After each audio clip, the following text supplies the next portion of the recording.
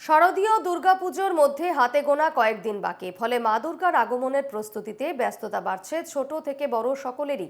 সঙ্গে প্রকৃতিও মায়ের আগমনের জানান দিচ্ছে। ব্যস্ততা বৃদ্ধি পেয়েছে মৃৎশিল্পীদেরও। গহপুরের মা কালী শিল্পালয়ে চলছে 20টি দুর্গা প্রতিমা নির্মাণের কাজ। শিল্পীরা দিনে রাতে ব্যস্ত হয়ে পড়েছেন প্রতিমা নির্মাণের কাজে। এবছর আগের সমানই করা হচ্ছে। 20টা মতন ঠাকুর বানানো হচ্ছে। আগের থেকে বানানো হয়ে গেছে, এখন শুধু কালারিংয়ের কাম চলছে আর পলিশিংয়ের।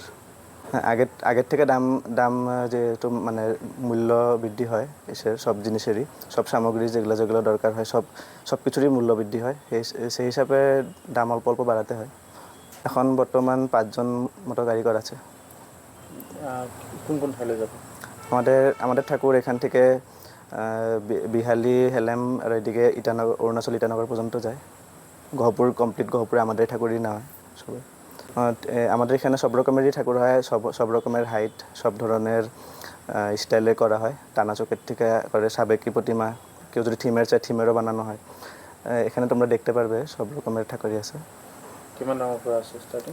15,000-এর থেকে স্টার্ট আছে, ছোট বাড়ির যেগুলো পূজা হয়।